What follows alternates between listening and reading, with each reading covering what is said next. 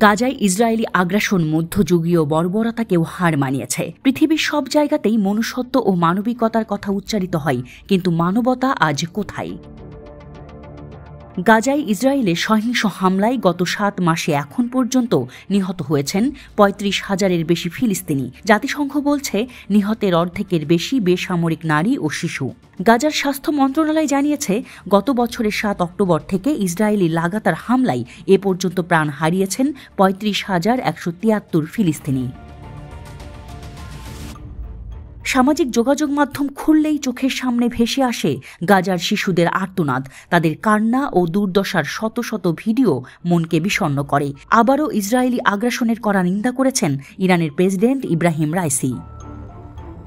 ইরানের president Ebrahim Raisi বলেছেন, গাজায় ইসরায়েলি দখলদার বাহিনীর হাতে ১৫,০০০ শিশু হত্যা ইহুদিবাদী শাসনের অবসান ঘটিয়েছে। রাইসি জানিয়েছেন, গাজার শহীদ শিশুদের রক্ত এত শক্তিশালী যে এটি কেবল শাসনের অবসান ঘটাবে না, বরং বৈশ্বিক অবিচারের অবসান ঘটাবে। ইরানের প্রেসিডেন্ট বলেছেন, আমরা সন্দেহ করি না যে ১৫,০০০ ফিলিস্তিনি শিশুর রক্ত যা মাটিতে প্রবাহিত হয়েছে তা ইহুদিবাদীদের জীবন শেষ করবে এবং বর্তমান বিশ্ব ব্যবস্থায় ন্যায় ফিরিয়ে আনবে। রাইসি মার্কিন যুক্তরাষ্ট্রের বিশ্ববিদ্যালয় ক্যাম্পাসে ফিলিস্তিনিপন্থী বিক্ষোভেরও প্রশংসা করেছেন। হাজার হাজার আমেরিকান ছাত্র যারা সাহসের সাথে সত্যের পক্ষে দাঁড়িয়েছেন তাদের ধন্যবাদ জানিয়েছেন। ইরানের প্রেসিডেন্ট বলেন, বিশ্বের মানুষ বুঝতে পেরেছে যে বর্তমান বিশ্ব শাসন ব্যবস্থা ন্যায়সঙ্গত নয় এবং পরিবর্তন করতে হবে।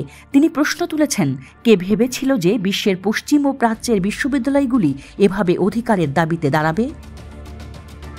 তার মতে সমস্ত জাতির একমাত্র উদ্দেশ্য হয়ে উঠেছে ফিলিস্তিনের নির্যাতিত জনগণের প্রতি রক্ষা এবং অত্যাচারীদের বিরুদ্ধে প্রতিবাদ করা।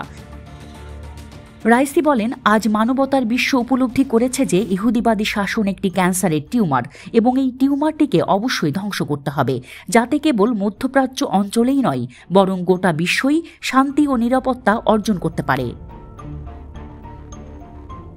ফিলিস্তিনি প্রতিরোধ আন্দোলন হামাস ফিলিস্তিনি জনগণের বিরুদ্ধে তীব্র নৃশংসতার প্রতিশোধ হিসেবে দখলকারী সত্তার বিরুদ্ধে ঐতিহাসিক অভিযান চালানোর পর গত 7 অক্টোবর ইসরায়েল গাজায় নৃশংসতা শুরু করে। ইসরায়েল সেই দিন থেকে গাজায় ৩৫,১৭০ জনেরও বেশি ফিলিস্তিনিকে হত্যা করেছে, যাদের বেশিরভাগই নারী ও শিশু। ফিলিস্তিনি শিশুরা মার্কিন ইসরায়েল গণহত্যা দ্বারা প্রভাবিত সবচেয়ে ঝুঁকিপূর্ণ জনসংখ্যার একটি।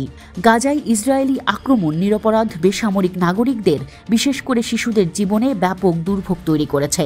বিমান হামলা, বাস্তুচ্যুতির কারণে অনেক শিশু পরিবার থেকে বিচ্ছিন্ন হয়ে পড়েছে। প্রশ্ন উঠেছে, পৃথিবীর প্রায় ৭০০ কোটি মানুষ কি গাজার শিশুদের রক্ষা করতে পারে না?